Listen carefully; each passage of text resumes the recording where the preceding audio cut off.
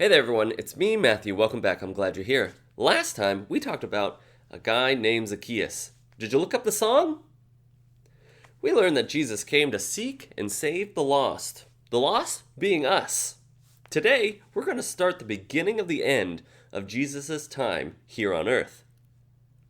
So let's begin. Bible. Story. Time. Bible story time. After nearly 3 years of teaching, healing, and doing miracles, Jesus' and God's rescue plan, is being put into action. All the events and stories that we've talked about so far have been leading to these next few stories. And whoo boy, there's a lot to talk about, okay? There's a lot. We're going to be going over it pretty quickly and getting a good overview of what happened in the last few days of Jesus' life. If you want to know more of the nitty-gritty and the details behind these last few days, I encourage you to go read the last few chapters of all of the Gospels, Matthew, Mark, Luke, and John, and you'll get all the nitty-gritty details. And today's story, though, we're going to be talking about the Last Supper, or the Lord's Supper. But before we get there, we have to remember way back to this guy named Moses.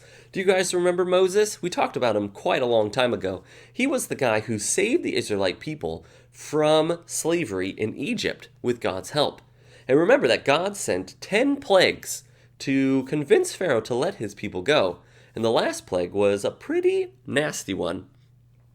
And God spared his people, if you remember, he spared his people by allowing them to kill their best lamb and put its blood on their doorway, so that when God came and saw their doorway, he would know that the lamb died instead of them, and he would pass over their household, protecting them from this last plague.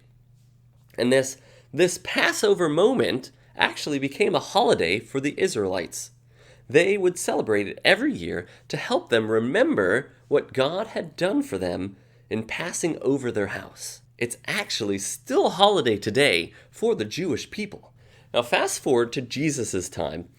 The Passover celebration was a few days away, and Jesus and the disciples were going to Jerusalem to celebrate. Now this is important because there's a prophecy in Zechariah that states that Jesus would enter the city riding on a donkey and he would be treated as though he was king. They arrived a few days before the celebration had started, and Jesus, knowing that his appointed time was near, took some time to go and teach and prepare for what was about to happen to him.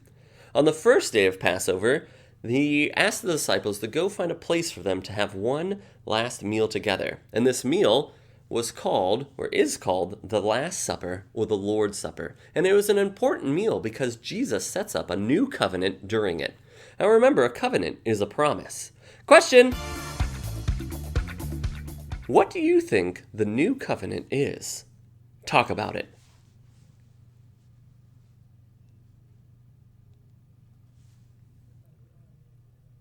The new covenant is the rescue plan God put into motion all those years ago about how Jesus was going to come and die for our sins so that we can have forgiveness of our sins and have a right relationship with God again. Jesus was going to have to suffer and die for our sins in order to beat death and save us from our sins. But spoiler alert, Jesus didn't stay dead. We're going to learn a little more about that soon, but not here. During the Last Supper, Jesus took some bread and broke it and said this is my body broken for you. Take and eat. This is a representation that Jesus' body was going to have to break. And then he took some wine and said, take and drink. This is my blood of the new covenant.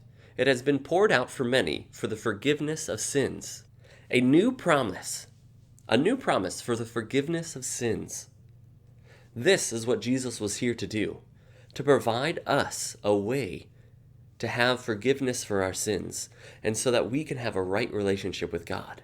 This Last Supper, or the Lord's Supper, is a meal that we can take that helps us remember and celebrate the sacrifice that Jesus has made for us in order to save us from our sins, and remember that he came and died for our sins so that we don't have to.